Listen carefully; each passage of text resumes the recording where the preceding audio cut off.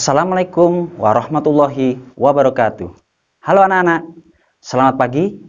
Bagaimana kabar hari ini? Semoga kalian dalam keadaan sehat ya.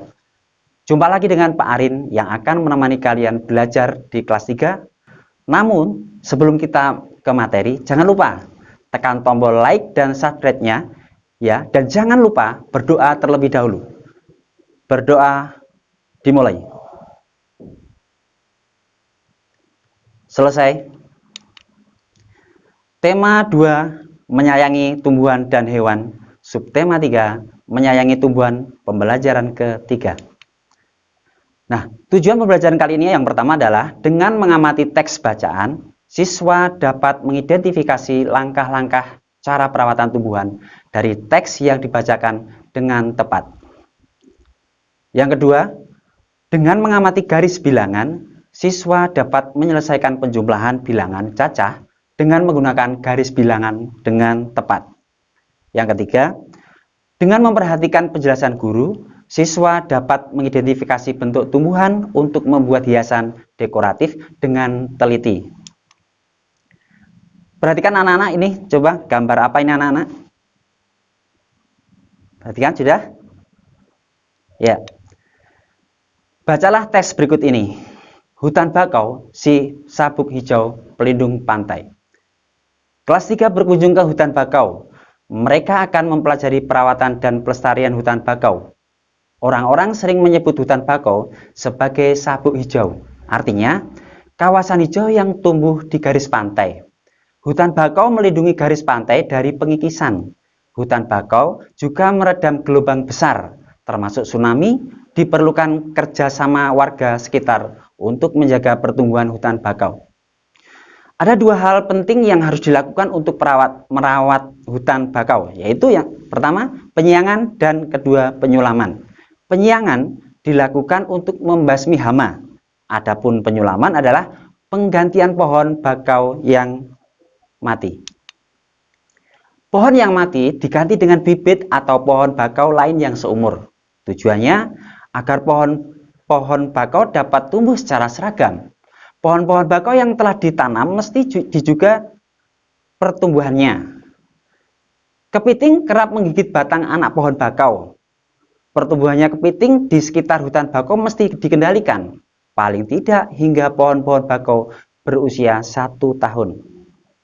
Ombak dan binatang pemakan daun juga terkadang merusak. Namun, manusialah yang paling menyebabkan kerusakan hutan bakau. Bibit dan pohon bakau mudah sering terinjak oleh pencari ikan dan kepiting. Nah, demikian tadi bacaan. Ya, sekarang jawablah pertanyaan-pertanyaan di bawah ini sesuai dengan teks di atas. Yang pertama, apa yang dilakukan Udin dan kawan-kawan di hutan bakau? Jawab anak-anak. Ya, mereka akan mempelajari perawatan dan pelestarian hutan bakau. Yang kedua, apa arti julukan sabuk hijau bagi hutan bakau? Jawab anak-anak. Ya, jawabannya adalah kawasan hijau yang tumbuh di garis pantai. Kemudian yang ketiga, apakah manfaat hutan bakau anak-anak? Hutan bakau melindungi garis pantai dari pengikisan. Yang keempat, apa saja yang dilakukan untuk merawat hutan bakau? Jawabannya apa anak-anak? Ya, jawabannya adalah penyiangan dan penyulaman. Yang kelima, apa saja yang dapat merusak pertumbuhan dan kelestarian hutan bakau anak-anak? Ya, jawabannya adalah kepiting, ombak, dan binatang pemakan daun. Nah, tadi sudah kita belajar tentang bacaan dan menjawab pertanyaannya. Sekarang kita ayo bermain peran. Coba anak-anak itu ada gambar apa? Ada gambar, perhatikan ya anak-anak ya. Baik. Sekarang Udin dan teman-teman di kelas akan bermain peran tentang kunjungan ke hutan bakau. Ada yang berperan sebagai penjaga hutan bakau dan ada juga yang berperan sebagai anak-anak sekolah. Anak-anak sekolah akan mewawancarai penjaga hutan bakau. Sebelum bermain peran, buatlah daftar pertanyaan yang akan diajukan siswa-siswa. Nah, Daftar pertanyaan dibuat berdasarkan teks hutan bakau si sabuk hijau pelindung pantai. Nah, diskusikanlah bersama anggota keluargamu. Nah, tulislah daftar pertanyaan wawancara pada tempat yang tersedia. Contoh 1, apakah fungsi dari hutan bakau? Jawabannya, hutan bakau melindungi garis pantai dari pengikisan. Kemudian contoh yang kedua, bagaimana cara merawat hutan bakau? Jawabannya adalah dengan cara penyiangan dan penyulaman. Nah, itu anak-anak di rumah tinggal menambahi atau membuat pertanyaan sendiri. Ya, ini hanya sebagai contoh saja anak-anak ya. Nah, kemudian nanti itu anak-anak belajar bersama orang tua ya, yang bermain peran itu tadi ya. Kemudian itu sebagai tugas kalian. Nah, sekarang yang selanjutnya itu ayo berlatih. Siti senang mengumpulkan daun. Saat kunjungan ke hutan bakau, ia mengumpulkan daun-daun bakau. Ia mengamati bahwa panjang tiap daun tidak sama. Siti mencoba mengukur buah daun dengan menggunakan 2 buah daun dengan menggunakan garis bilangan. Contohnya ini anak-anak.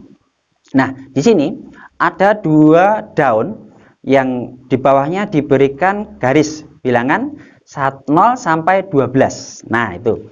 Nah, panjang kedua daunnya tersebut adalah 9, yaitu 4 ditambah 5 sama dengan 9. Nah, sudah paham anak-anak? Nah, kalau sudah, buatlah garis bilangan untuk menyelesaikan penjumlahan di bawah ini.